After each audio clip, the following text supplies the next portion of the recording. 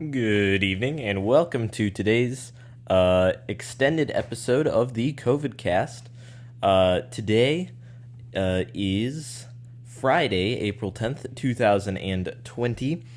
I missed videos for the past 2 days, so what we talk about here today is going to be discussing days 26 through 28. We're going to look at the past few days, see what we've missed, and we'll have some time to actually analyze the data.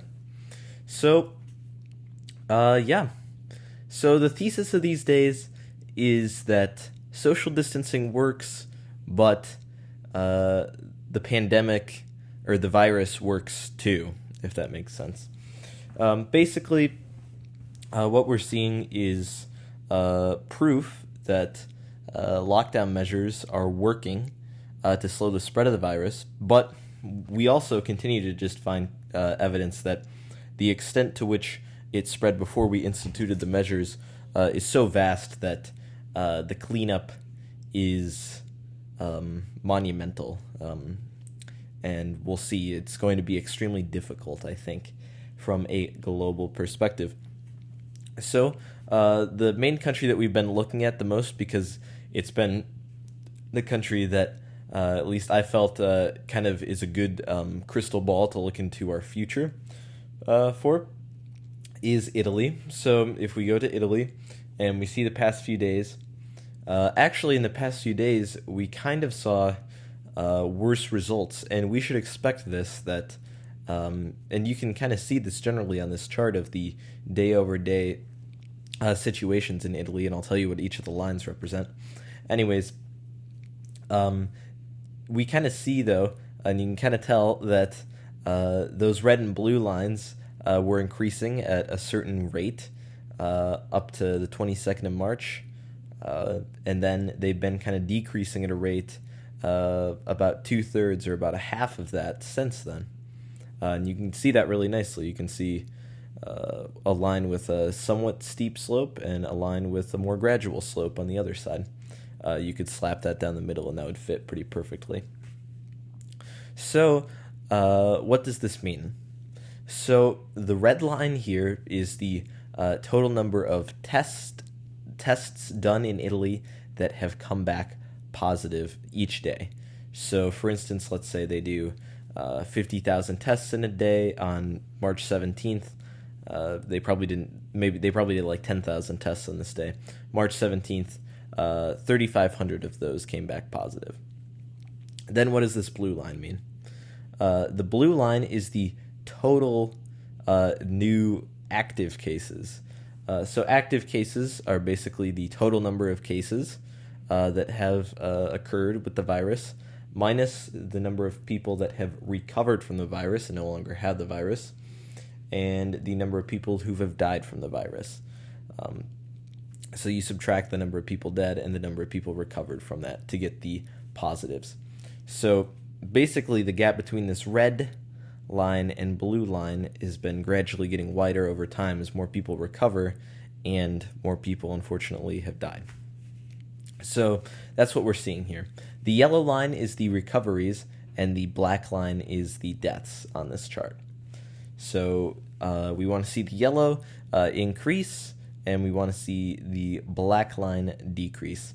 But those are the two factors that are generally going to lag the other lines here, because the time between when you recover from this disease, when you get the disease and recover from the disease, it seems like is 3 weeks to a month, is what it seems like to me, and possibly even longer than a month, maybe even 6 weeks, 8 weeks. But let's just say a month between when you actually get it and when you recover. So, this recovered line kind of lags, and it kind of indicates the people who were getting it maybe in early to mid-March who are now recovering. So that line should get highest last out of any of these lines. Then the line that should get highest before that is the death toll, because people who die generally will get severe illness and die maybe before they would have otherwise recovered. So maybe about 3 weeks. So, that's the time frame on deaths. So that should be lagging the total number of new cases and the total positive. And that's somewhat what we've seen.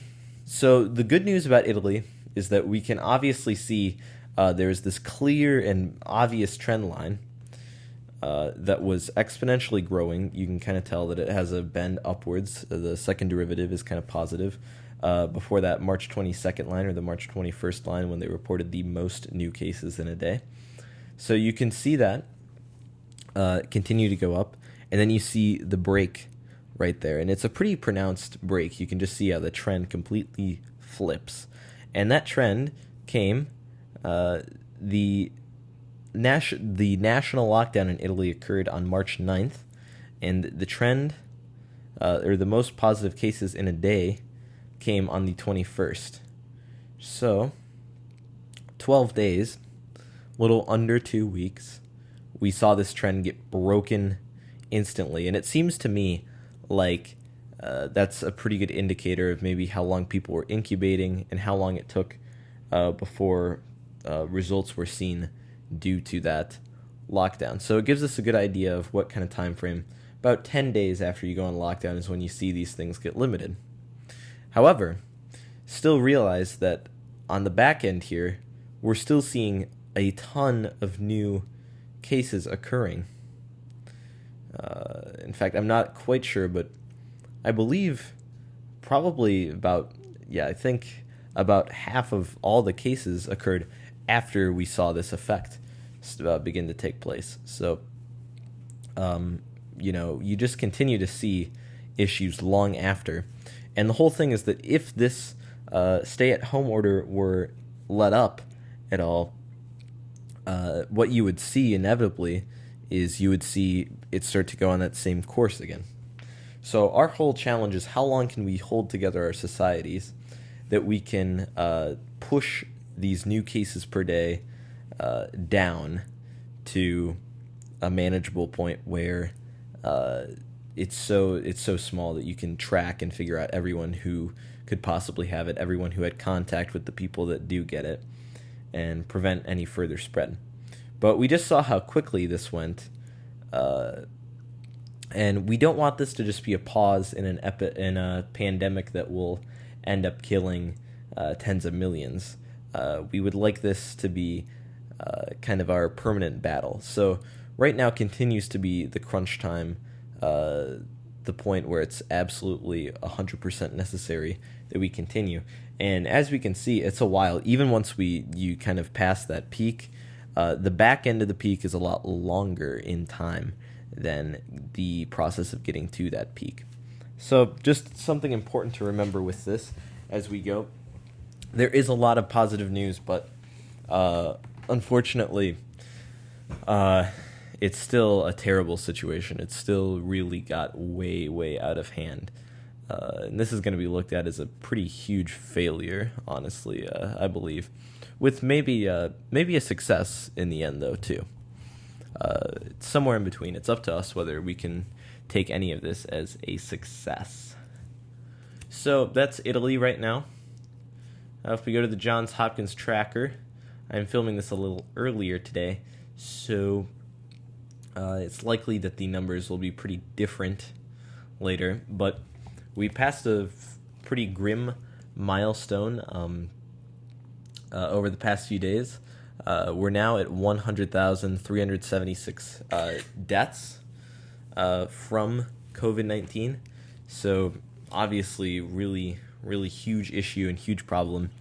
And we know from what we know about the lag that basically this death rate, it's going to keep climbing. The number of people that die is going to keep climbing even after new cases start to decline. So let's look at the daily increase in worldwide cases, because I think it's really, really important. Sorry about that. Really, really important to just show how what we've been doing is so effective. So if I put this in here, and the log chart looks the same, or the log chart is bent down significantly too. But if we look at this, really, since about the start of April, we've been pretty flat in the number of new cases each day. Now we'll see if that holds.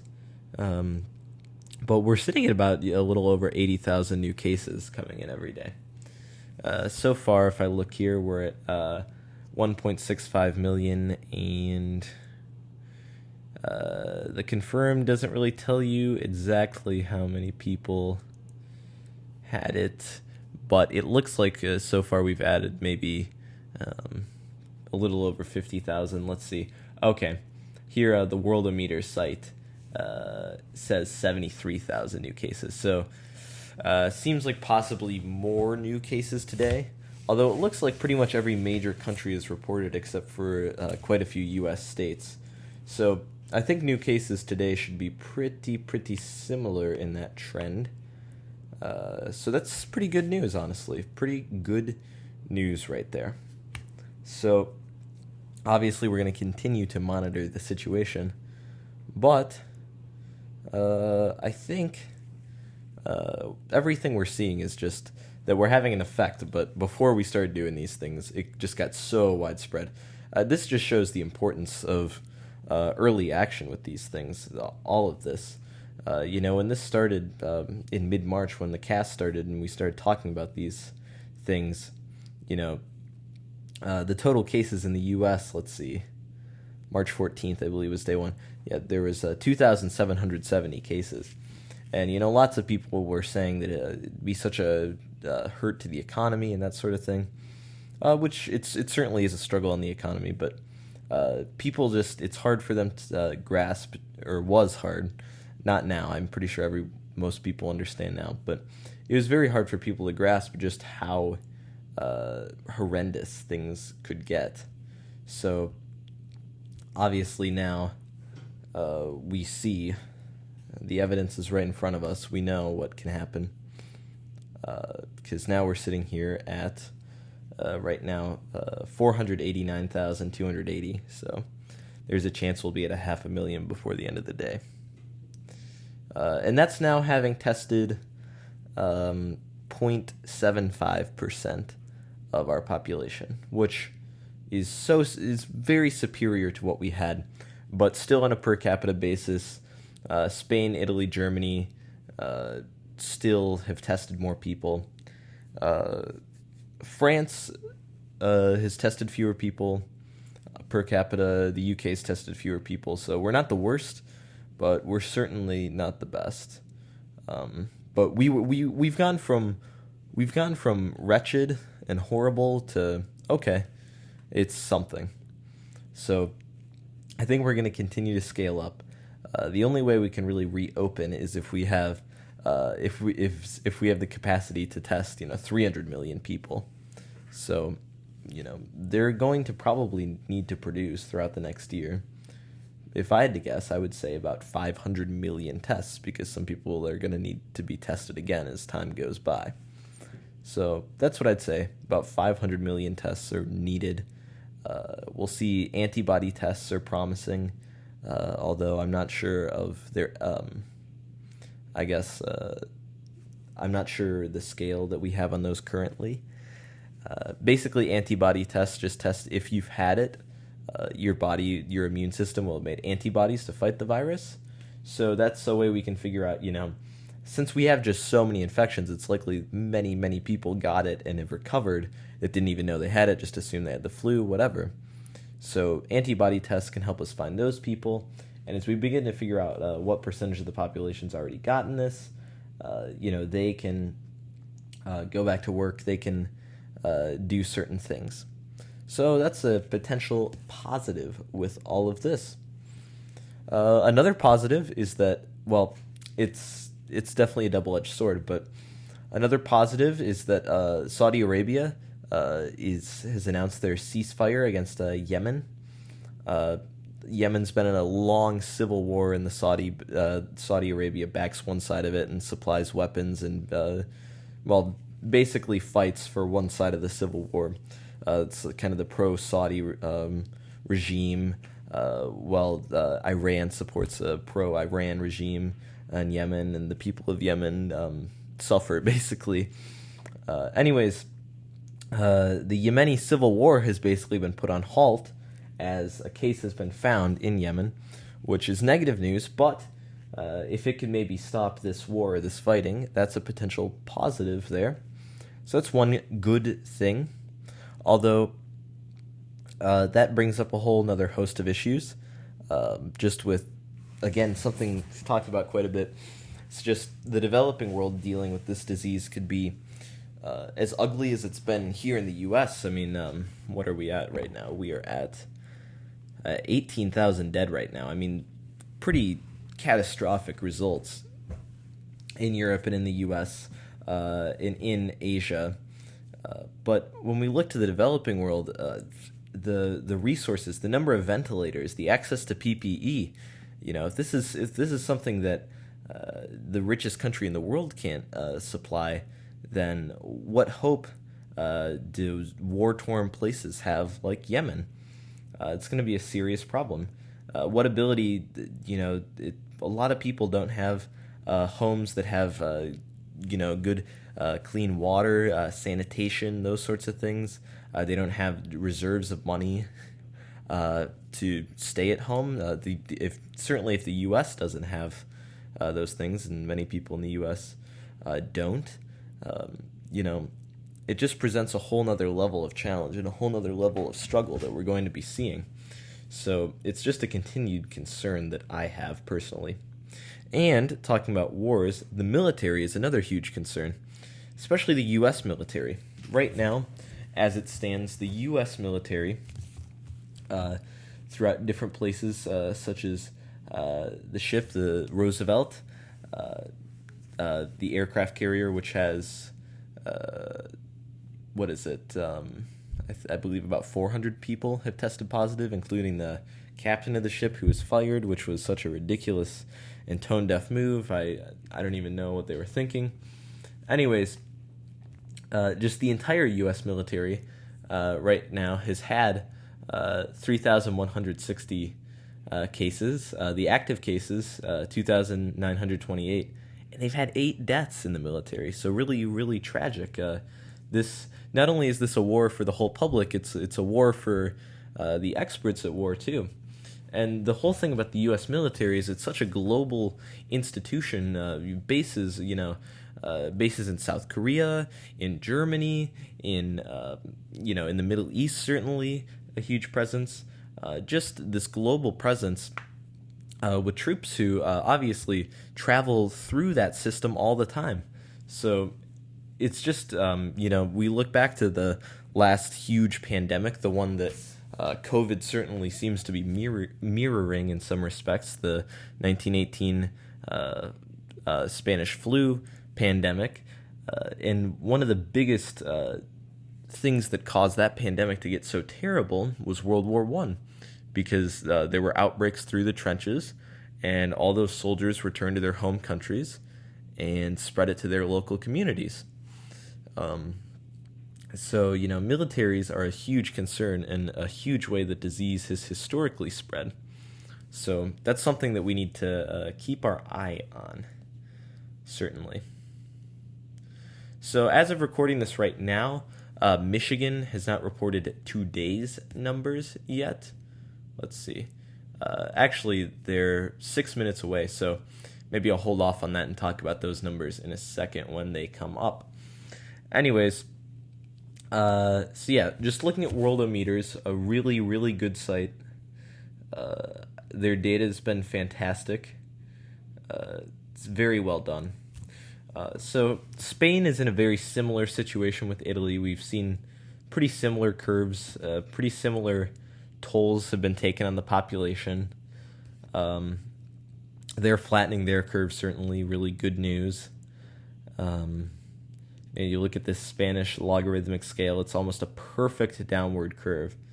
So really good to see in Spain. In fact, I'll post this here because this is a really promising line right here for Spain. Anyways, we're seeing in these European countries that were hit first, their outbreaks have been significantly curbed and helped. Two countries which I think are kind of in a similar time frame to the United States and are in a similar, really horrid boat are France and the UK. Two countries that I really love, in fact. Two really great countries. They're really deep in the thick of this right now. The UK today reporting 980 new deaths, which on a per capita basis is really, really horrible, along with 8,681 cases. Again, the UK really just seeing a really terrible, terrible outbreak right now. So, and their death rate is just incredibly high, and their testing is somewhat lacking. So, it looks to me, when I look at the data here, it seems to me like the UK, just based on the deaths, has an outbreak per capita of about 2 to 3 times the size of the U.S. Now, I would err with 2 because I think there's a lot of spread in the U.S. that maybe wasn't even attributed to COVID, or a lot of deaths that weren't attributed to COVID, but we'll see. So, yeah, I really hope the UK is doing okay. Still seeing over a 10% increase in new cases, and their new death to new case ratio is over 10% too. So, UK, pretty worrying. Especially this, and I'm assuming this hasn't been updated, but it says 135 total recovered in the country. That does not seem right to me. I feel like there may be people at home who have recovered, who they just haven't recorded yet, is what I'm going to assume, but I don't know. But that number is stupidly low. I mean, very, very, very bad if that number is reality. Other nations, Turkey continues to be a huge, huge worry for me. I'm guessing there's a lot of cases that are going under the radar there. Brazil, we've talked about Brazil, another huge issue. Iran, we're still not sure what has happened in Iran. I suspect we probably never will know exactly what happened, but continues to be bad, what we see at least. Russia reporting lots and lots of new cases here. They're doing pretty well on testing for being so big. I will give Russia that, of course. I personally am always a little skeptical of Russia. Sweden continues to see struggles due to their lax policy. I suspect things will continue to get worse in Sweden, continue to deteriorate. One country that I want to give a shout out to is Norway. I've always been a fan of Norway. I think they do a really great job in a lot of things. But we see fewer than 100 new cases. They've tested the most per capita for a somewhat big country out of anyone, pretty much. Tested 2.27% of their population. So, comparative, they've done pretty much 3 times the testing of the U.S. Per capita. So, pretty good. And they're reporting fewer cases. Just really seems like they've managed things very well. Same with South Korea. Obviously, their widespread testing at the start means that they don't have to test as much now, basically. And they're down to 27 cases today and 4 deaths today, which obviously still very tragic and very bad, but is very promising, very good. Yeah. India, huge problems could be coming in India. That is definitely one to watch out for some serious issues. Let's see, other countries. Australia's done pretty well. Poland is a little worrying to me. Peru is a little worrying to me. Pakistan's worrying to me. Malaysia still seeing increases in cases, although not at an extreme rate. Going through other countries, pretty much the entire world is dealing with this. I suspect there's a lot of places that we will find out over time that have had way worse outbreaks that they kind of didn't even know about, or there are outbreaks brewing right now in certain places where people don't even really realize the danger to them. So I'm sure we'll find out. Okay. Anyways, now that I've talked about every country on Earth for 8 hours here, the Michigan data has come in, and it is not good data. Looking at it, whew, lordy. Okay, so total confirmed cases in Michigan, just one state. I'm coming to you from Michigan. I don't know if I mentioned this earlier. 22,783. The total deaths in the state of Michigan so far, 1,281. Today's new confirmed cases, 1,279, increase compared to yesterday. And today's deaths, 205 new deaths, an increase compared to yesterday, and more than the peak that some other sites I know were predicting. So, negative news out of Michigan here. Our stay-at-home order has been extended through April 30th. No doubt a good idea. I suspect that in about a week would be my guess for when we have issues here in Michigan. Now, I have my own anecdotal story and a cautionary tale of exactly what you should not do during a global pandemic now for you.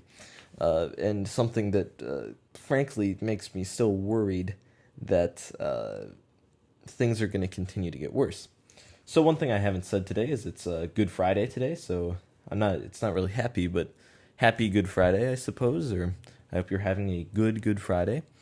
It's the Easter weekend, obviously, coming up, so happy Easter. But the challenge that presents is obviously there's a lot of religious congregation throughout the entire Christian community right now. Usually, lots of parties, potlucks, the service, all these sorts of things, family gatherings. So it's really presents a pretty big challenge. And we need to make sure that all of us collectively agree not to, to continue to distance through this time. And I know that people aren't doing that. So today, I know a lot of people are too, by the way. I do know that a lot of people are. And I'd say the vast majority of people are. However, here's a story of two people I know pretty well who are not distancing this weekend and are putting themselves and others at serious risk. And this story makes me think that Michigan's got a lot more problems to come until people maybe see in their own communities the seriousness. And this is a case where a lot of people can justify little things because they don't think that it will happen. But if enough people think that something won't happen, then it certainly will. If enough people take a risk where there's a 5% chance that they'll spread it or they'll get it somewhere, then 5% of the people will spread it and get it somewhere. It's as simple as that. So the story is about my grandparents, or one of my pairs of grandparents, who lives in the Midland area of Michigan, kind of down almost by the crease of the thumb, I guess. I don't know if that's how you'd say that. Anyways, my dad's side of the family, they're on my dad's side of the family. My dad's side of the family has lots of kids. And one of my dad's sisters and her husband own a cottage, I suppose, on one of the lakes up here in northern Michigan. Not quite in my area, but in northern Michigan. And they basically, I'm not quite sure exactly when, but I believe a few days ago, came up or have come up to their cabin. They are from the Chicago area, have come up to their cabin and are going to be there through Easter, and I'm not sure how long. They may just be staying there for the course of the pandemic. Anyways, my grandparents thought this was an opportune time, and I believe are probably there right now, to go take a little visit, an Easter visit. So my grandparents have gone from downstate to visit with people who have recently come from the Chicago area. Again, people in their 80s going to visit people in their 50s from the Chicago area who are all coming up to northern Michigan for Easter Sunday this weekend. Now, I understand, and they're very Catholic, very religious, so I understand the importance, but I also just think it shows a general lack of awareness of the importance of what we're dealing with here. And what the truly, I suppose this is fairly judgmental, but the truly moral thing to do is to try to help, our fellow humans, our fellow man, by trying to do everything possible not to spread this virus. And to me, it seems like if this is still happening, on a day when yesterday our governor announced that in her executive order, part of it was that people can't travel to visit family or their other homes. So they're in open defiance of this order. I don't know whether consciously or not, but that is one of the parts of it. And I fear that they really just don't see the seriousness in all of this right now.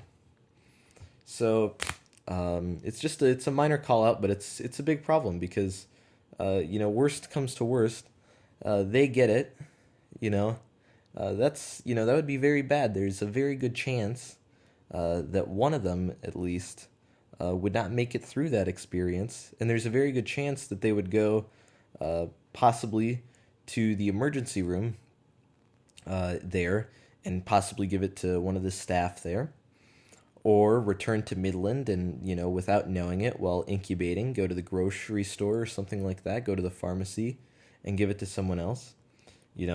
It's not, it's just not a risk that should be taken right now. And to me, it is a pointless risk and is irresponsible and cavalier. So that's just one note I had. If you're listening to this, again, it's not the worst thing in the world. I just think it's an unwise decision. Yeah. Anyways, that's just one example of why I think we're not close to being out of the woods with this virus. I do think that the R naught with what we're doing is probably below 0, but I'm not sure how long we'll be able to keep it there. So, yeah. That's the cast today, trying to do a slightly longer one to make up for some previous slacking on my part. I will try not to slack again, I am sorry. Anyways, now that you've sat through this entire thing, thank you so much. I'm going to give you my question of the day. Leave your response down in the comments section and let me know your answer. So, today's question of the day is, who is your favorite historical figure? Could be anyone. Even, I guess, yeah, let's go with non-fictional historical figure. Anyways, thank you so much for listening to the COVID cast today. I really appreciate your tuning in. I hope that you have a fantastic Good Friday.